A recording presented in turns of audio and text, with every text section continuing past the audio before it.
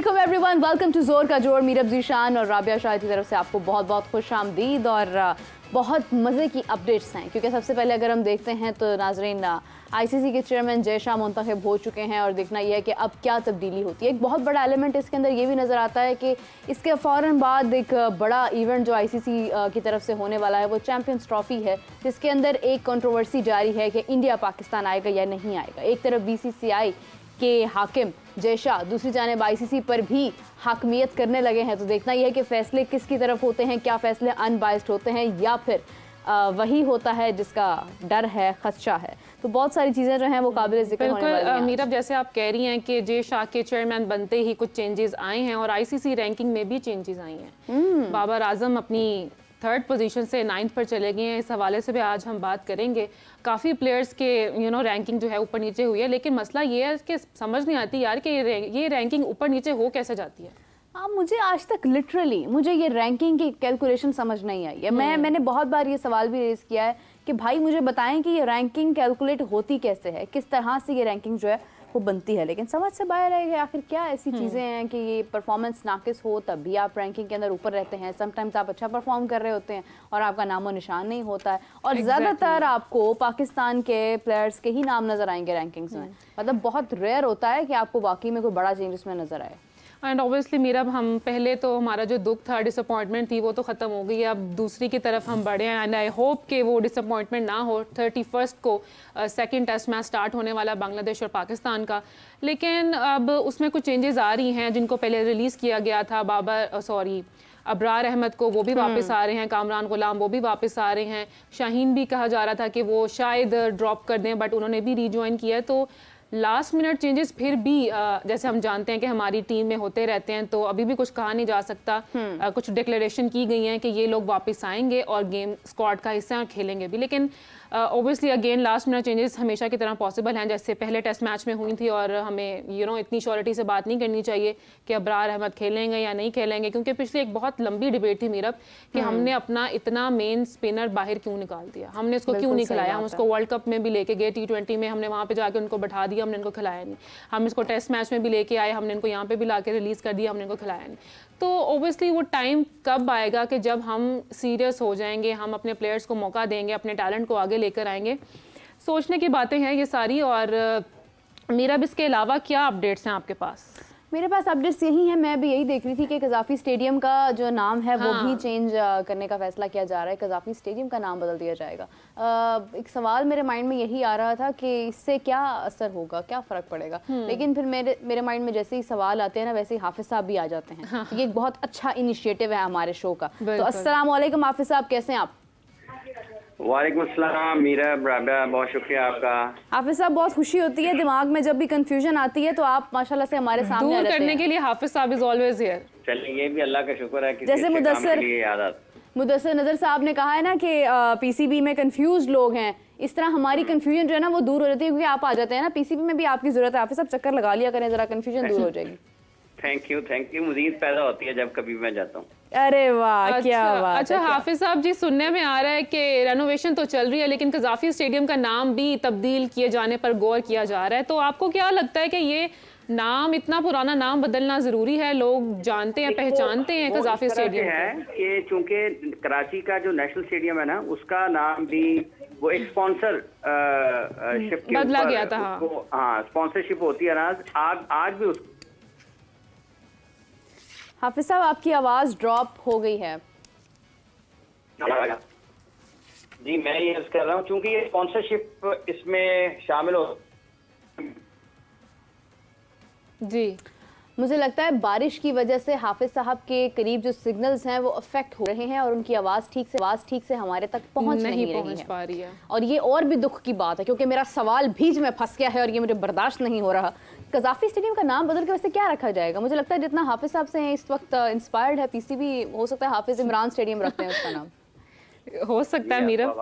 हाफिज़ साहब, आप हमारे साथ। अब आपकी आवाज़ हमारे तक आई है, इससे पहले आवाज़ आपकी गायब हो गई। साथियों, ये जो इस आजकल के दौर में बजरिया टेलीफोन एक दूसरे के साथ होना ज्यादा मुश्किल है, और अगर आप फिजिकली किसी से मिलना ज्यादा आसान है। तो हाफिज़ साहब आप आए ना, हमने आपको इतनी दफ़ा दावत दी, आप सेट पर आते ही नहीं है। नहीं, मैं ये आपके कमरे के दूसरी तरफ दीवार के साथ बैठा सारी बातें सुन रहा होता हूँ ना। दीवार के ऊपर दीवारों पे भी कान होते हैं। इतना सख्त पर्दा कर लिया हाफिज साहब ने कि ये जो कज़ावी स्टेडियम के नाम का मामला है, ये स्पॉन्सरशिप के ऊपर जाएगा पाकिस्तान, और उसमें कोई ऐसी चीज नहीं है। लेकिन इसके साथ साथ आपको मुतबादल देखना चाहिए, क्योंकि ये वो स्पॉन्सरशिप है जो पहले से मार्केट में मौजूद है, और वो क्रिकेट को कहीं ना कहीं वो स्पॉन्सरशिप मिलती है। जैसे एक बहुत बड़ा बैंक है जो टाइटल स्पॉन्सर है पाकिस्तान सुपर लीग का, तो जब उन्होंने अपनी स्पॉन्सरशिप में जो रकम लगाना थी वो उन्होंने PSL पे लगा दी, तो फिर वो उनकी क्रिकेट टीम जो है वो नहीं चलाएंगे। इसी तरह से जब आपने अपनी मार्केट में से इस तरह की स्पॉन्सरशिप लेनी है, तो फिर लामहला ये पैसा आपने पाकिस्तान में क्रिकेट की जो डेवलपमेंट है उसके ऊपर खर्च करना है। तो ये जरूर सोचना चाहिए कि अगर आपकी जो महकमा जाती टीमें हैं, उन्हीं इदारों में से अगर आप किसी को एक स्पॉन्सर के तौर पर उसके नाम पर स्टेडियम कर देते हैं और उसके साथ एक स्पॉन्सरशिप का मुआहदा कर लेते हैं, तो फिर आपको उसके मुतबादल के तौर पर यह जरूर देखना चाहिए कि अगर आप डिपार्टमेंट की टीम को चलाना चाहते हैं या डिपार्टमेंट का किरदार अपनी क्रिकेट में इस तरीके से देखना चाहते हैं कि वो आपको एक क्रिकेट सीजन में एक टीम के हैसियत से सपोर्ट करें, और अगर वो रास्ता रुकता है तो फिर आपके पास उसका मुतबादल क्या मौजूद होता है। ये बहरहाल देखने की चीज है। लेकिन जहां तक ताल्लुक इस चीज का है कि अगर आप स्पॉन्सरशिप के ऊपर जाते हैं अपने स्टेडियम्स को की वजह से, तो वो क्रिकेट वो जो है वो राइज है निज़ाम, वो कोई ऐसी बात नहीं है। लेकिन इसके जो दूसरे पहलू हैं उनको बहरहाल जरूर निगाह में रखने की जरूरत है। जी बिल्कुल सही है हाफिज साहब। वैसे तो बहुत सारे नाम हैं, बहुत सारे स्पॉन्सर्स आपने जिस तरह से जिक्र किया, और माशाल्लाह से डेवलपमेंट के ऊपर खर्च भी बहुत ज़्यादा किया जा रहा है। एक तरफ हॉकी के लिए टिकट्स अवेलेबल नहीं हो पा रही हैं, उधार लेने की बात की जा रही है। दूसरी जानिब अगर हम क्रिकेट को देखते हैं तो वहाँ पर 1.5 करोड़ रुपया दिया जा रहा है। गो कि अगरचे क्रिकेट एक इंडिपेंडेंट चीज़ है, उसका कोई मवाजना नहीं है नेशनल सतह पर होने वाले खेलों से, मगर अफसोस इस बात का है कि खेल तो सभी अहम होते हैं, हम सिर्फ वहाँ पर सारा अपना फोकस करते हैं। मतलब चढ़ते सूरज को सलाम है ना, जैसे अरशद नदीम है, उन्होंने ओलंपिक्स के अंदर अपना पाकिस्तान के लिए मेडल विन किया, तो सबका जो माइंड है वहाँ चला गया। हॉकी जिसके अंदर आगे हम जा सकते हैं, वहाँ पर कोई गौर फिक्र ही नहीं है, वहाँ पर टिकट्स अवेलेबल नहीं है। देखिए, उधार की सिर्फ टिकट का ना होना और मसला है, उधार टिकटों पर जाना और मसला है।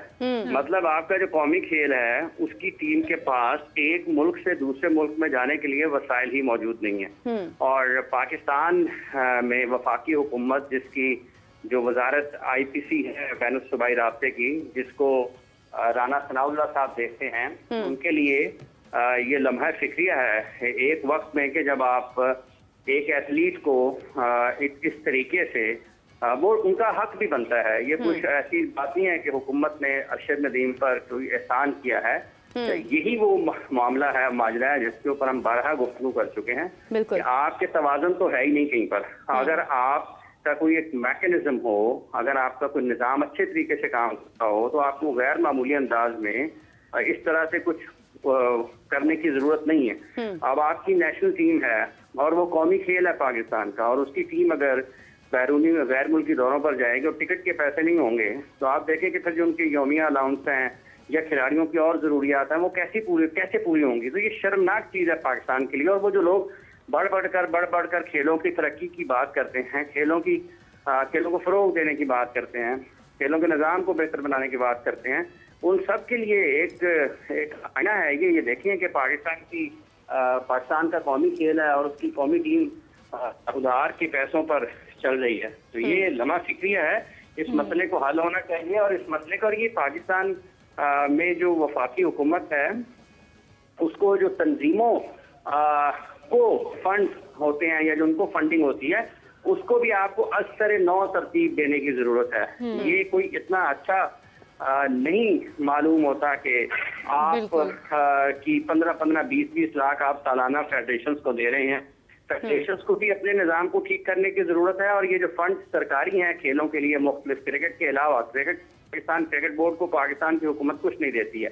जिन खेलों को हुकूमत ने फंड करना है, जो खेलें हुकूमत के पैसों के ऊपर, हुकूमत की फंडिंग के ऊपर चलती हैं, उन तंजीमों को भी जो मुख्तलिफ खेलों की हैं अपने आप को दुरुस्त करने की जरूरत है। हुकूमत को इस मामले में असर नौ तमाम चीज़ों को देखने की जरूरत है कि आज के दौर में जब इतनी महंगाई है तो 15-20 लाख तो मुश्किल एक खिलाड़ी उतने में गुजारा नहीं कर सकता, तो साल में फेडरेशन कैसे कर सकती है? हाँ, तो जो आपका टूर्स होते हैं, जो आपके इवेंट्स हैं, हुकूमत को उसका फंड अलहदा करना चाहिए, और जो रोजमर्रा के बुनियादी काम है किसी भी फेडरेशन को चलाने के लिए, उसका फंड अलहदा करना चाहिए, और इस सब का एहतसाब होना चाहिए कि कौन सा पैसा कहाँ पर कितना पैसा गया है, कहाँ पर खर्च हुआ है। इस सारे का बिल्कुल शफाफियत के साथ आगे चलना चाहिए, क्योंकि ये कौम का पैसा है और कौम के नौजवानों पर, कौम के खिलाड़ियों के ऊपर खर्च होना चाहिए। इस सिलसिले में आपको बैठकर, और ये नहीं है कि आज शुरू हो और 2030 तक यही फैसला करते रहे कि हमने कैसे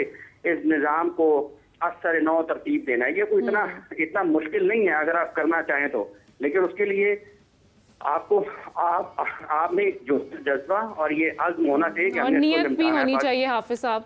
अच्छा हाफिज साहब, इसी के साथ जैसे हम नुकसान ही है ना, तो आप देखें जैसे आप लोगों ने अभी जिक्र किया है, क्या हम मतलब ये फैसला करने वाले नेशनल टीम है, फिर वो मतलब है कि बाहर लेकर गैर मुल्की दौरों पर जा रही है। वो मोहम्मद आसिफ 2012 में मेरा ख्याल है वर्ल्ड चैंपियन एमेच्योर स्नूकर बने थे, या पता नहीं कौन से इवेंट पे वो गए थे, और वो उनके पास भी वो नहीं थे पैसे, क्या उसको कहते हैं, वो भी दोस्तों ने जमा किए या उन्होंने किसी से किए और वो वर्ल्ड चैंपियनशिप में कुछ शिरकत के लिए गए। तो ये मतलब है कि साल बदल रहे हैं, अगर कुछ नहीं बदल रहा है तो पाकिस्तान में हुकूमतों के काम करने का अंदाज नहीं बदल रहा। बहुत खूबसूरत बात हाफिज साहब आपने की है। हाफिज साहब आपका बहुत शुक्रिया, thank you so much for joining us. और इसी के साथ नाज़रीन हमें ज्वाइन किया है सेट पर हमारे जो है वो आप समझ लें कि फिटनेस की बहुत बात होती है कि खिलाड़ी जो कहीं ना कहीं पे अनफिट हैं, कहीं ना कहीं उनकी बॉडी फिटनेस जो है वो तनकीद का शिकार है। लेकिन एक हमारे साथ आज प्लेयर मौजूद है जो कि बहुत फिट है अपनी एज के लिहाज से भी और अपनी एबिलिटीज़ के लिहाज से भी। तो उमैद आसिफ ने हमें ज्वाइन किया। अस्सलाम वालेकुम उमैद, कैसे हैं? वालेकुम सलाम, आप सुनाएं? ठीक है, मैं बिल्कुल ठीक हूँ। उमैद, जब भी आप आते हैं मेरा आपसे एक सवाल ज़रूरत है, व्हाट इज़ द राज बिटवीन द फिटनेस? फाके क्रिकेट में तो नहीं चलते होंगे फाके, यू हैव टू बी।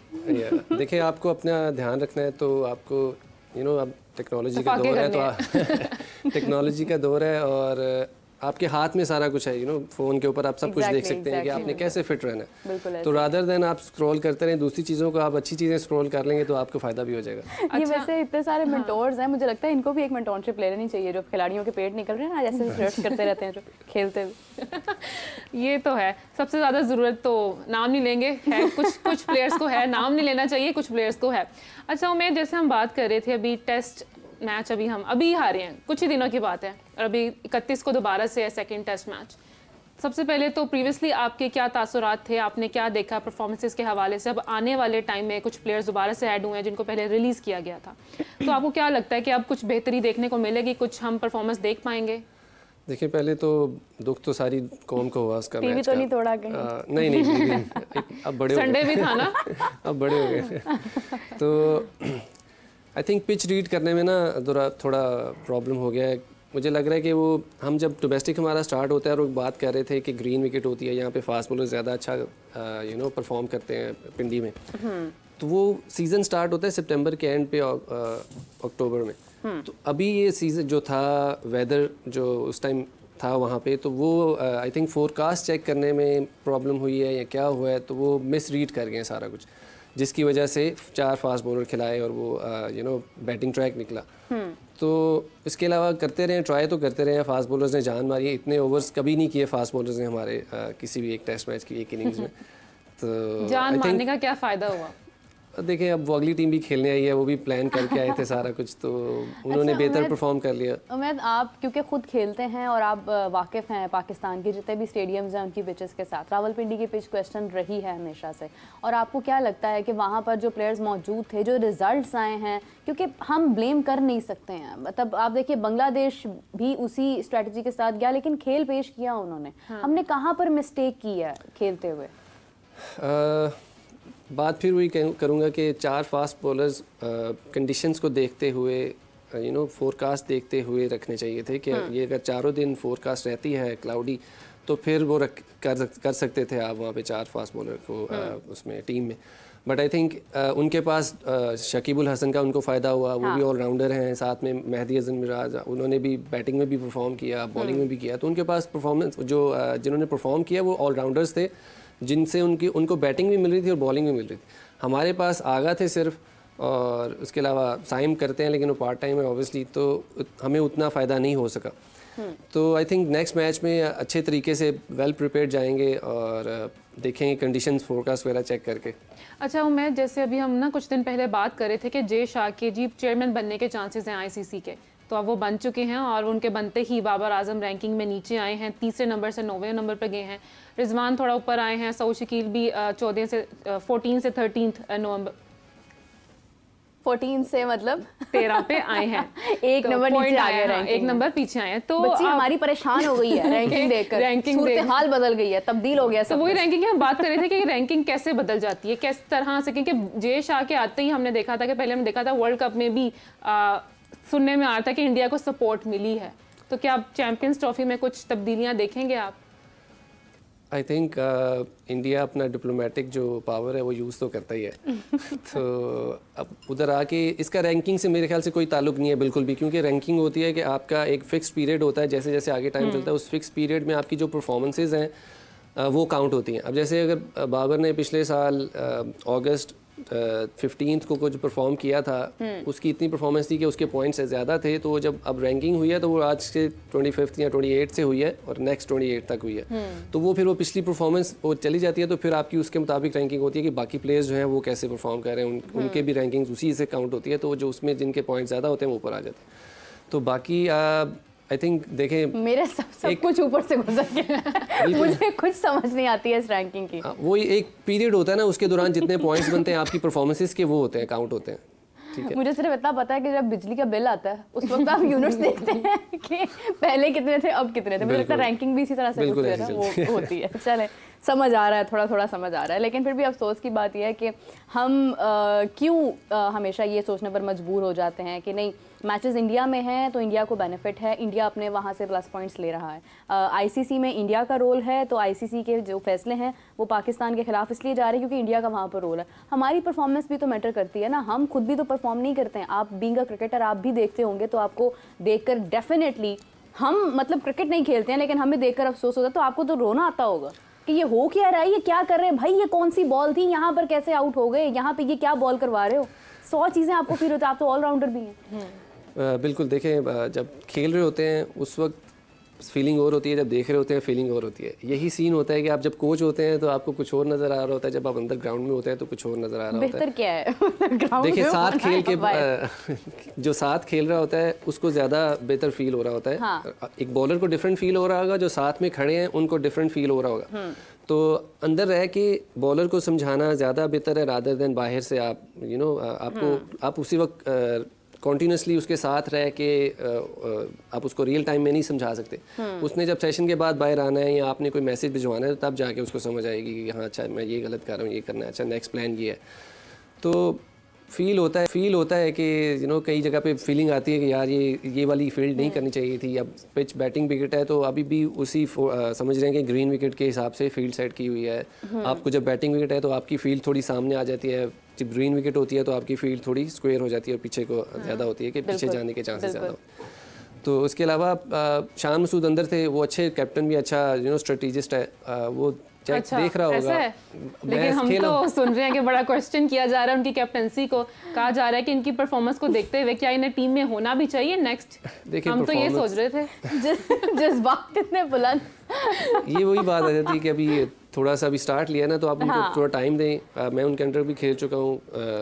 वो एज अ कैप्टन वो सबसे ज़्यादा जान भी मारते हैं फील्डिंग में भी। आपको जो पहली बॉल पे जितना वो फील्डिंग में जान मार रहे होते हैं, आखिरी डे के लास्ट में भी उनको आप उतनी जान मारते हुए देखेंगे। इस बार पता नहीं शायद मौसम में हब्स थी तो वो थोड़ा दूर नजर नहीं कोई तो मैच हार गए ना तो ये आपको सब कुछ ऑब्वियस नज़र आ रहा है कि अच्छा यार ये हो रहा था।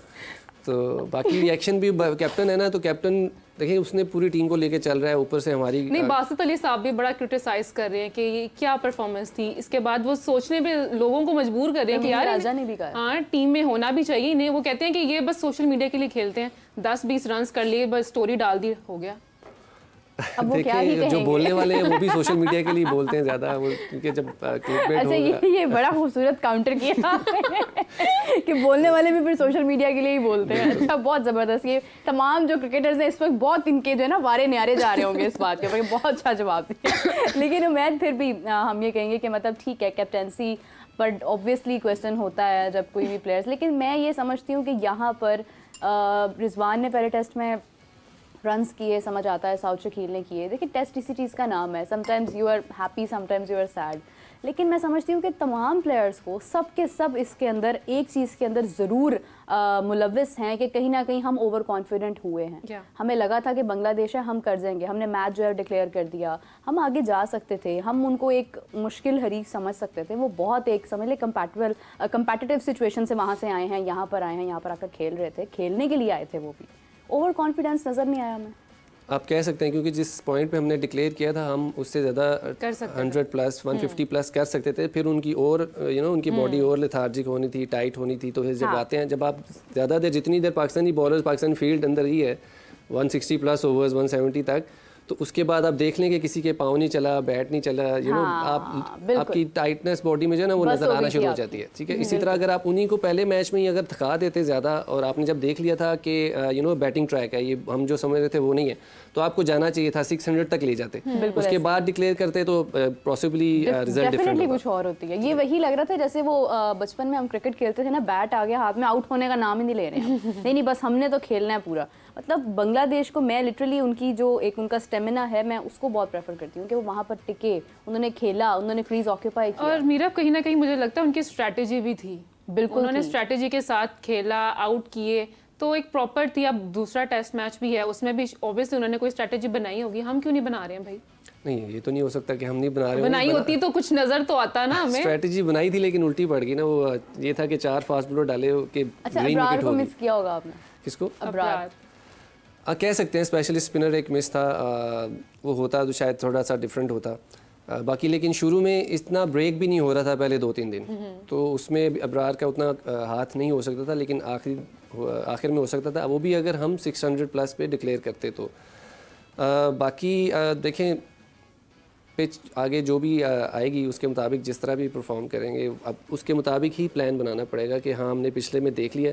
अब देखें बांग्लादेश ने प्लान बनाया, उन्होंने पहले देखा था कि ऑस्ट्रेलिया जिस तरह आके यहाँ खेली थी, इंग्लैंड आके जिस तरह खेली थी, कि इन्होंने थकाने के बाद जब फील्ड में वापस लाए हैं तो पाँव नहीं चले हमारे बैट्समैनों के, तो वही उनका प्लान था। लेकिन अब हमने जो प्लान करना है हमें उस पिच के मुताबिक और वेदर फोरकास्ट के मुताबिक करना है। अब पिच तो समझ में आ गई होगी ना पहले टेस्ट मैच के बाद, अब तो दूसरे में समझ आ जानी चाहिए अच्छे से। सेम स्टेडियम है। अच्छा, पहले टेस्ट मैच में तो क्राउड अलाउड नहीं था, अब दूसरे में अलाउ किया लेकिन ओनली स्टूडेंट्स, और वो भी यूनिफॉर्म में आएंगे बच्चे।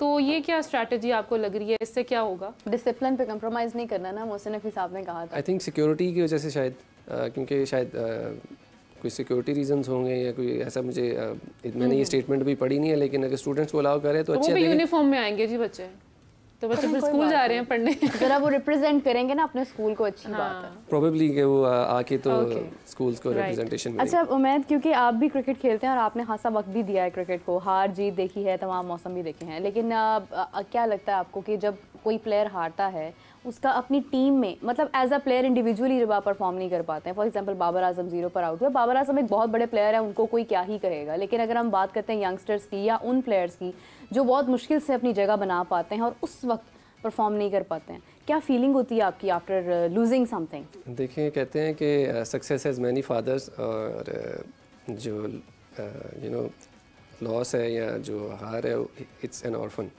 तो जब आप हारते हैं या फेलियर होता है, फेलियर इज़ एन ऑर्फन, तो आप जब हारते हैं तो आपको कोई मैसेज नहीं आया होता, सिर्फ बुरे मैसेजेस उस पर आते हैं सोशल मीडिया पे। जब आप जीतते हैं, आप परफॉर्म करते हैं, तो आपका व्हाट्सएप भरा होता है, आपके सोशल मीडिया पर।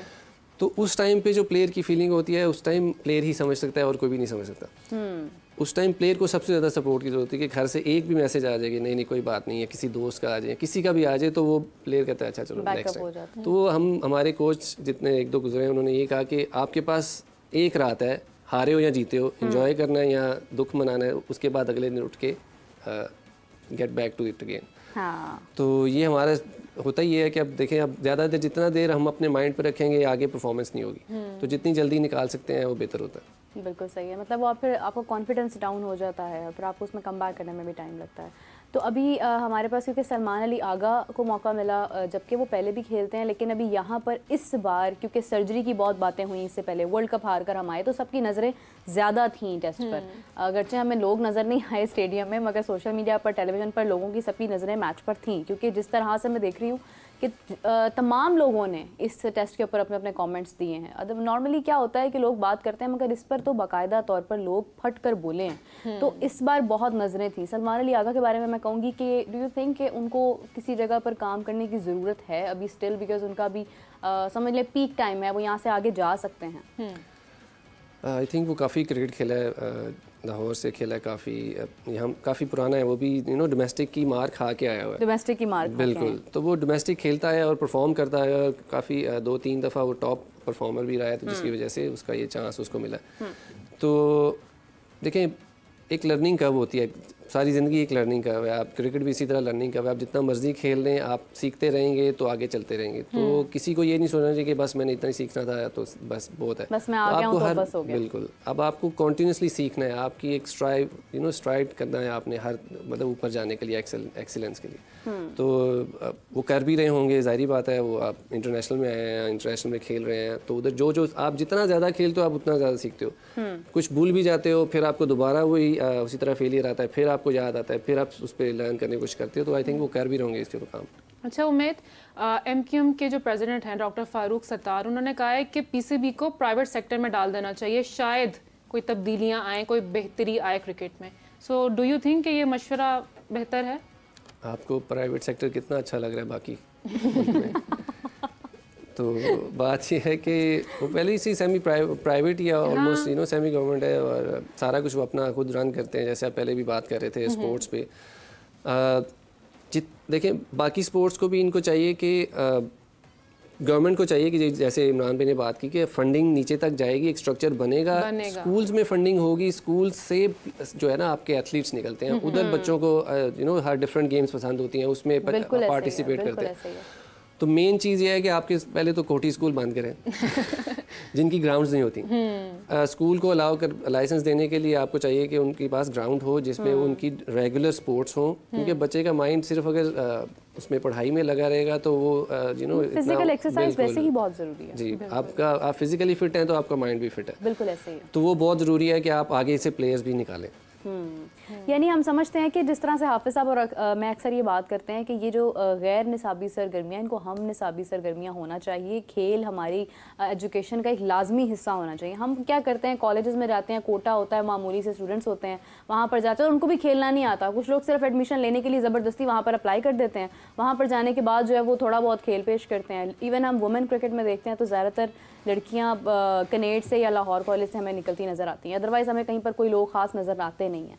और क्रिकेट हर जगह पर हो रही है, लेकिन कोई ऐसा एक बैरियर है जहाँ पर हम उन्हें आगे नहीं जाने दे रहे हैं। एक ख़ास लिमिट के बाद, बाउंड्री के बाद, जहाँ पर उनका एक पीक टाइम होता है। सलमान अली आगा को अब मौका मिला है, मिल भी रहा है बहुत टाइम से, इब्रार को मिल रहा है, लेकिन वो उस चीज़ को मतलब समझ लें कि उसका स्टैंड नहीं कर पा रहे हैं, उसको जस्टिफाई नहीं कर पा रहे हैं।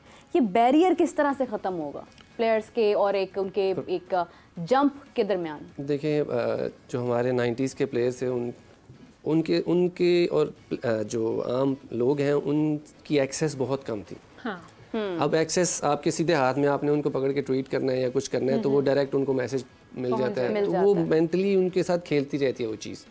तो हम सोशल मीडिया, अब ये अपने ऊपर है कि आप सोशल मीडिया को कितना अपने ऊपर इन्फ्लुएंस होने देते हैं, तो ये बहुत चीज़ मैटर करती है। अब देखें, अब कोई परफॉर्म नहीं करता है और फ़ौरन ही उसके ऊपर बातें शुरू हो जाती हैं। लेकिन मैं तो आपको नहीं लगता कि सोशल मीडिया को हम, जो प्लेयर ठीक से समझता है, जो उसको यूज़ करना जानता है, उसी का नाम है। जो उससे दूर है वो शायद बहुत पीछे है, बहुत नीचे है। नहीं, बात वो नहीं है। आप सोशल मीडिया आपका रन हो रहा होता है, आप टीम रख सकते हैं, किसी को हायर कर सकते हैं कि वो आपका सोशल मीडिया रन करता रहे, क्योंकि आपकी वो प्रमोशन भी लाजमी है। बट जो मैं बात कर रहा हूँ वो ये है कि पहले जो प्लेयर्स थे उनको सिर्फ न्यूज़ अगले दिन पढ़ने को मिलती थी कि अखबार में लिखा गया, ये हो गया, वो हो गया, या टीवी पे आ जाता था कि ऐसे हो गया, वो गया, लेकिन उसमें वो आप उनको इतना ज़्यादा फीडबैक नहीं मिलता था, इतनी ज़्यादा बम्बार्डमेंट नहीं होती थी क्रिटिसिज्म की जो अब होती है। तो अब वो आपको वो पीक लेवल गेन करने के लिए, उधर पहुंचने के लिए आप बहुत ज़्यादा मेहनत करनी पड़ेगी, मेंटली आपको बहुत स्ट्रॉन्ग होना पड़ेगा। काफ़ी सिचुएशन प्रेशराइजिंग हो जाती है जब आपको इतना एक्सट्रीम क्रिटिसिज्म मिलता है। आपने एक शॉट लगाई है, कैच, आप आउट हो गए हैं, तो लोगों ने उसी टाइम पे ट्वीट्स और हर सोशल मीडिया प्लेटफॉर्म पर आपकी वीडियो वायरल है, क्रिटिसिज्म आ रहा है, पॉजिटिव है तो लोग खुश भी कर रहे हैं। लेकिन इस तरह के डोंट यू थिंक कि क्रिकेटर्स को थोड़ा कुछ अलाउ कम कर देना चाहिए कि वो फ़ोन्स दूर रहें? कोई इंपॉर्टेंट लीग चल रही है, टूर्नामेंट चल रहा है, तो वो ना देखें फ़ोन्स, ताकि उनका माइंड डाइवर्ट ना हो।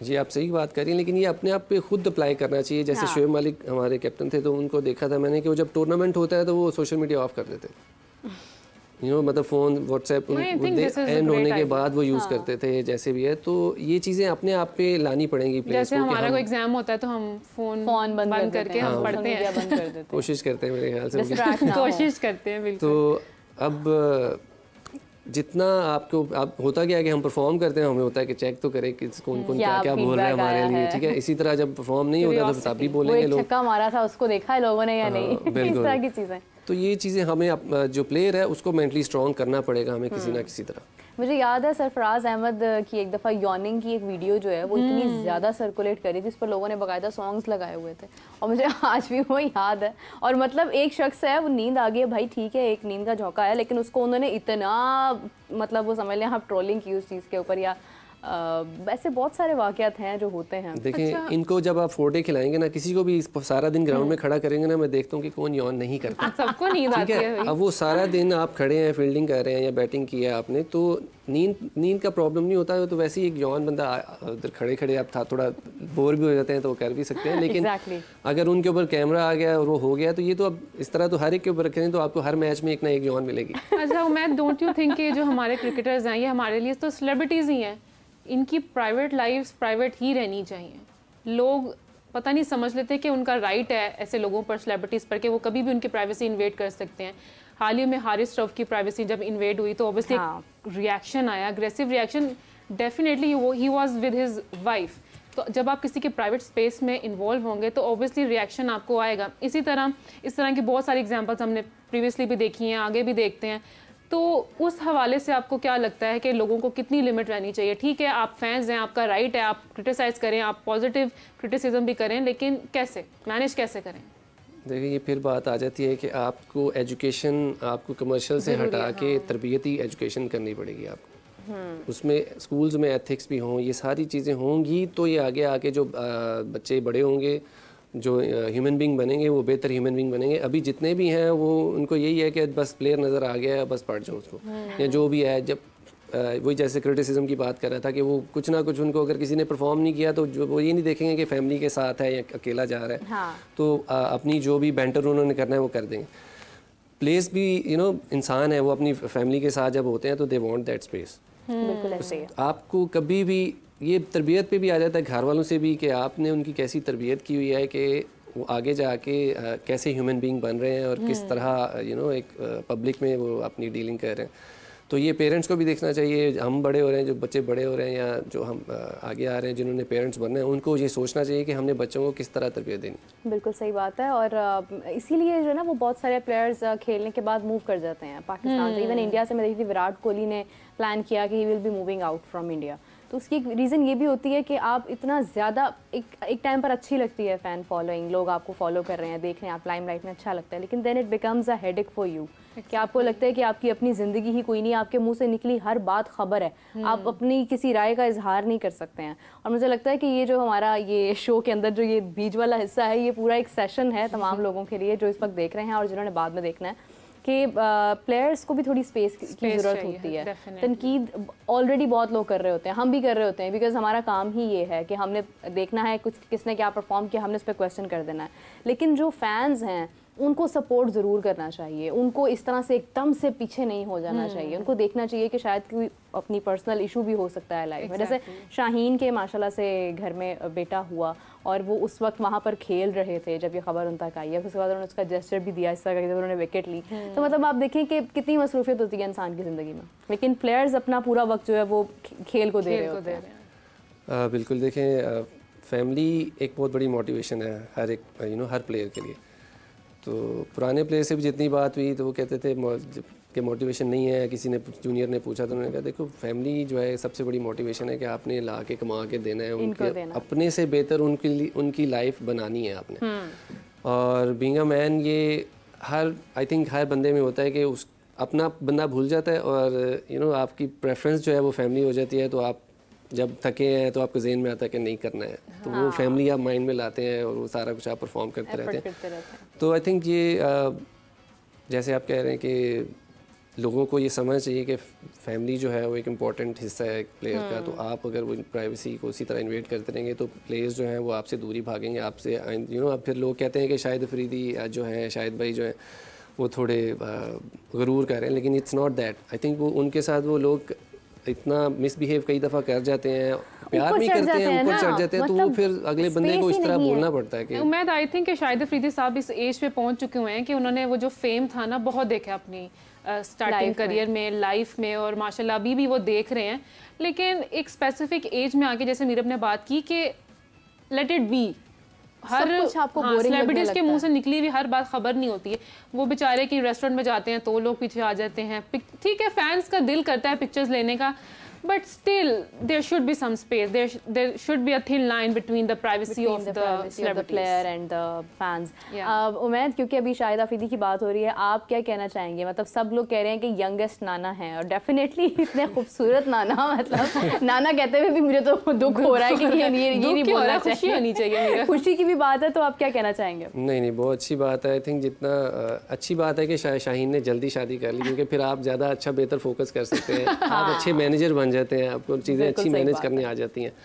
तो अभी उसका करियर बहुत बाकी है, तो अच्छा अगर अप्स एंड डाउन्स होंगी तो उसको मेंटली स्ट्रॉन्ग भी होता जाएगा साथ साथ, और ये जल्दी होना अच्छी चीज़ है। मैंने मैसेज भी किया था शाहिद भाई को मुबारक का, तो उनका आगे से थैंक यू आया था। तो आई थिंक बहुत अच्छी बात है, उनको टाइम ज़्यादा मिल जाएगा अपने ये नवासियों को देखने का, नवासियाँ भी, और उनकी अपनी छोटी छोटी, वो मैं देख रही थी सबसे जो छोटी बेटियाँ उनकी, वो भी इतना प्यार कर रही थी बेबी को, तो उनके खुद भी बेटियां हैं, तो एक पहली खुशी है बेटे की, तो ऑब्वियसली पूरी फैमिली बहुत खुश है। देखिए फिटनेस होने का फ़ायदा है ना। हाँ। तो अच्छा, ये बहुत खूबसूरत बात आपने की है कि वो यंग होने के साथ साथ उनको ये बेनिफिट है कि वो पूरा उस चीज़ को ना उसका ख्याल रख पाएंगे। मतलब जैसे कि हमें बड़ों की ज़रूरत होती है, एक तो वो खुशकिस्मत है ली यार कि उनके बुज़ुर्ग जो है वो शाहिद अफरीदी लाला होंगे, तो वो उनको बहुत सारी चीज़ों में जो है वो समझा सकेंगे, लेके जा सकेंगे। अच्छा, डू यू थिंक कि एक प्लेयर हर बार ये सोचता है कि मेरे जो आगे बच्चे हैं वो भी इसी फील्ड में जाएं? सरफराज अहमद के बेटे को हमने देखा, वो भी क्रिकेट खेलते हैं, तो डू यू थिंक कि ये चीज़ लाजमी है कि एक प्लेयर सोचता है कि अब मेरा बेटा आगे इस चीज़ को कंटिन्यू करेगा? जैसे मैंने पहले कहा कि आप उनकी लाइफ अपने से बेहतर चाहते हो, ठीक है बच्चों, तो उसमें अगर आपकी क्रिकेट अच्छी है तो आप चाहेंगे कि ये भी मैं इससे भी ज़्यादा अच्छा खेलेंगे, अगर इस फील्ड में आता है तो इससे ज़्यादा अच्छा खेले। काफ़ी प्लेयर्स का ही होता है कि मेरा बच्चा भी इससे ज़्यादा अच्छा खेले। हर डॉक्टर का बेटा डॉक्टर तो नहीं बनना चाहेगा, बिल्कुल यही बात कर रहा हूँ कि लेकिन फिर डिपेंड उसी बच्चे पे करता है कि उसका कितना इंटरेस्ट है उस आपके उस फील्ड में, अगर क्रिकेट है, डॉक्टर है या जो भी है, उसका इंटरेस्ट भी मैटर करता है। आप पुश करेंगे तो उसको उसमें एक्सेल नहीं करेगा, वो जिस चीज़ में अच्छा है आपको चाहिए कि उसी में पुश करें। बात करते हैं कि अगर आपका बच्चा मैथ्स में बुरा है और फिज़िक्स में अच्छा है, तो या केमिस्ट्री में अच्छा है, तो आप केमिस्ट्री का टीचर रख के दें कि वो उसमें एक्सेल करे, ना कि आप मैथ्स का रख के दें कि वो केमिस्ट्री से भी रह जाए। तो बिल्कुल सही बात है, ये मेन चीज़ है। बिल्कुल सही बात है। अच्छा Umaid, coming to the test again, क्योंकि इसके बाद कुछ ही दिनों के बाद जो है वो दोबारा से एक सेशन जारी है और उसके बाद में देखना ये है, मुझे लगता है कहीं ना कहीं मेरी एक सिक्स सेंस कह रही है कि ये वाला जो टेस्ट है पाकिस्तान जीत जाएगा। अल्लाह करे। हमें एक सदमा लगता है तो फिर उसके बाद हम फ़ौरन कम बैक ज़रूर करते हैं, लेकिन कहीं ना कहीं कोई चांस ऐसा लग तो नहीं रहा कि हम फिर मिस्टेक कर जाएंगे, हम फिर मिसरीड कर जाएंगे पिच को कह लें, या हम अपनी जो प्लेइंग 11 है उसके अंदर कुछ बेहतर हो सकता है, कोई ज़्यादा बेहतर इनिशिएटिव हो सकता है?